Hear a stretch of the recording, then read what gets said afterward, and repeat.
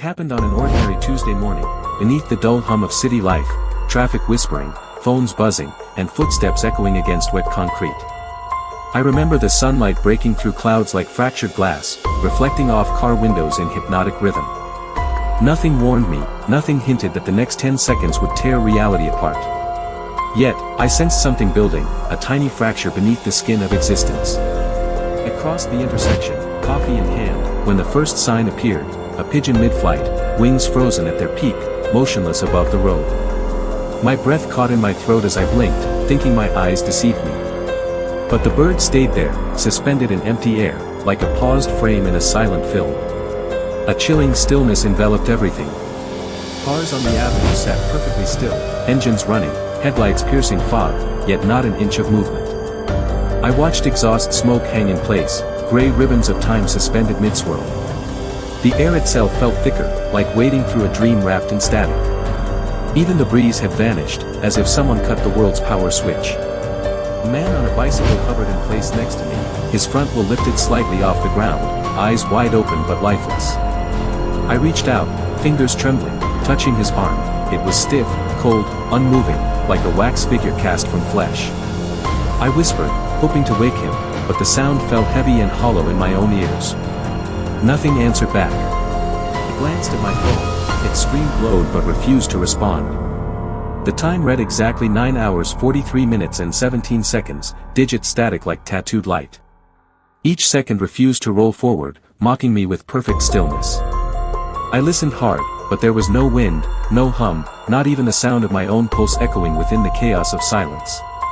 My heartbeat thundered against my ribs as I turned in slow circles, searching for any sign of normalcy. The smell of exhaust and rain was suddenly sterile, absent of life.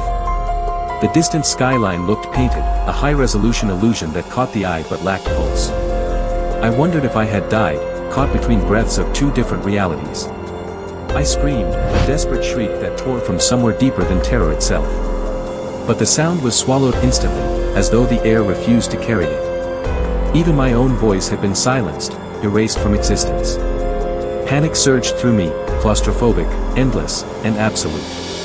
I moved toward a taxi, its wheels splashing frozen droplets mid-motion, perfect beads hanging inches above asphalt. Each droplet glowed faintly, refracting light that no longer shifted. My hand hovered beneath one, and I saw my reflection curved in its surface, twisted, stretched, like glass melting in heat. Yet, the water never fell. My mind raced through rational explanations, neurological episode, hallucination, seizure, bad dream. But my senses were too sharp, too alive to dismiss. I could taste the cold metallic tang of fear on my tongue, could feel the static crawling beneath my skin. Whatever this was, it was real, and I was trapped inside it. Then came the distortion, a faint shimmer at the edge of everything, like heat waves on asphalt yet colder, sharper. Buildings seemed to ripple, bending slightly as though underwater. The air hissed softly, producing a mechanical note that rose into the range of human hearing. It wasn't sound, it was data, raw and synthetic. I looked toward a skyscraper's reflection in a puddle, but instead of the usual mirrored image, I saw something else. My reflection blinked twice when I hadn't, its expression twisted with dread. It mouthed words I couldn't hear, over and over again. And then its face fractured like a broken mirror, pixel by pixel fading into static. The weight of gravity seemed to shift, I felt lighter, as if my feet barely touched the ground. My surroundings stretched, colors bleeding out until they became muted ghosts of themselves. I reached for a nearby railing, desperate to steady myself, and realized even my hand shimmered faintly. For 10 seconds, the boundary between real and unreal had dissolved. Suddenly, an unseen force whispered across my mind, a sound like a chorus reversed, too mechanical to be human. Images flooded my vision, grids, code, outlines of human figures flickering like holograms. Each appeared for less than a blink, but they burned into memory like searing light. The world's fabric had split, revealing circuitry beneath flesh. Just as suddenly as it began, the freeze ended. The pigeon resumed its flight mid-beat, cars rolled forward with roaring engines, the cyclist pedaled away unaware. Conversations picked back up, traffic horns blared, and the sound of the city came crashing down on me. 10 seconds had vanished, unnoticed by everyone but me. I staggered backward, dropping my coffee which splashed normally this time, liquid life flowing again. My watch ticked forward to 9 hours 43 minutes and 18 seconds, as though nothing strange had occurred. People brushed past me, eyes glued to their screens, oblivious. I stood there trembling, questioning if time itself had just misfired. For hours afterward, I tested everything, checked security footage, asked pedestrians, spoke to nearby workers. None remembered anything unusual, none saw the world pause. I even reviewed footage from a traffic cam, but a sudden static blackout occurred at precisely that minute. Something, or someone, had erased the evidence. At home, I replayed the event in my mind endlessly, searching for logic amid madness. Yet, each recollection brought new fragments of sensation, electric hum, cold air, still lungs. My body felt disconnected, like a device rebooting after overload. The silence of that moment echoed deeper than any scream. I tried grounding myself in routine, music, food, conversation, but every reflection, every flickering screen seemed slightly delayed, half a beat too slow. A lag within reality. The more I noticed, the worse it grew, until the faces around me began to pixelate briefly before reforming. My world had developed bugs. Doctors found nothing wrong, blood work clear, brain scans normal, sleep studies flawless.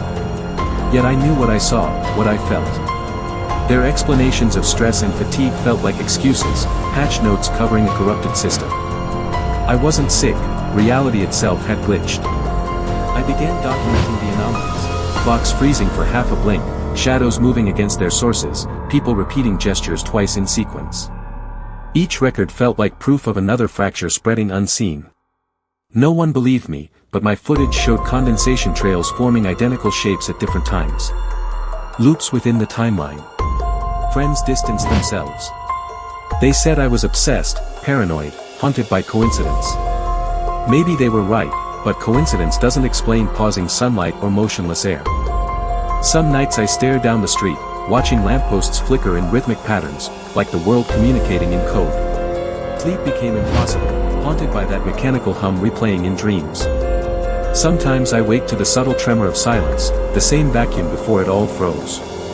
My alarm clock ceases ticking for exactly 10 heartbeats. Then resumes. Each pause feels like a warning, the system testing me again. One evening, I ventured to the intersection where it happened, desperate for closure. The pavement still carried faint traces of that morning's geometry, lines blurred, almost melted. As I stepped to the center, everything went quiet again, just for a breath. The city exhaled in reverse. The air vibrated, humming that same electronic tone, but this time softer, more personal. I looked down, and my shadow split in two. They faced opposite directions before merging again, lagging by a fraction of a second. The glitch had noticed me noticing it. Ran. Pavement blurred beneath my feet, but every few steps, the world stuttered like poorly rendered animation. Sounds came late, after movement. My lungs screamed, heart pounding against the walls of reason. I didn't know if I was escaping it, or sinking deeper inside it. When I turned a corner, I collided with a stranger, his eyes empty, distant, detached from presence. He whispered something that chilled the marrow in my bones. They fixed it this time. Then he walked away, vanishing into the crowd like a disappearing program. I realized, it wasn't just me who saw it. I scoured online forums for any similar reports, combing through digital whispers of others who'd seen the pause. There were dozens. Different countries, same timestamp. Each described a 10-second silence where everything ceased, then resumed. Like a system patch applied across all consciousnesses. Data logs showed no anomalies. Scientists dismissed collective hallucinations born from stress and media consumption. But their denial felt orchestrated, too rehearsed. Almost as if they were briefed beforehand. I began to wonder if reality's administrators were rewriting the narrative, keeping the glitch secret. Now I watch for smaller signs. Birds flying in identical arcs, ripples intersecting patterns in puddles, strangers freezing mid-step for half-breaths.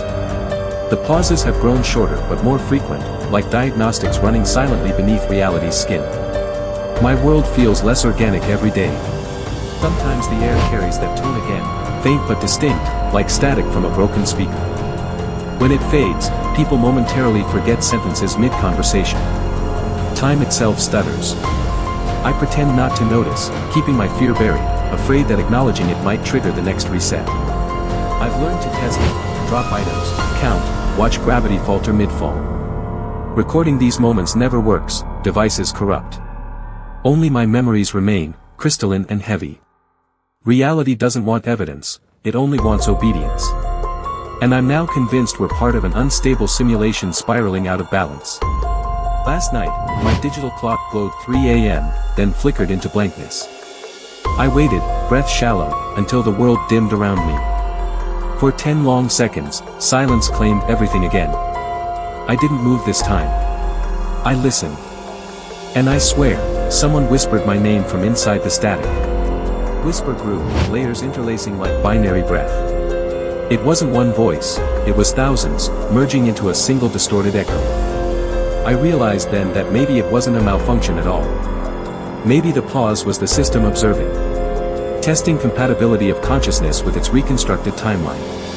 When motion returned, my reflection across the window smiled half a second late, independent of me. My stomach sank as reality snapped back sharply, too precise. If I'm living inside code, then the glitch isn't random. It's a reset, reminder that awareness breaches the limits of the program. So now, when people ask about the strangest thing I've ever experienced, I tell them this: I saw the universe stop breathing. For 10 impossible seconds, everything, every molecule, hung in suspended animation. Nobody else remembers. But I do. And I don't think time will let me forget. Whether it was a system error, cosmic pause, or deliberate intervention, I'll never know.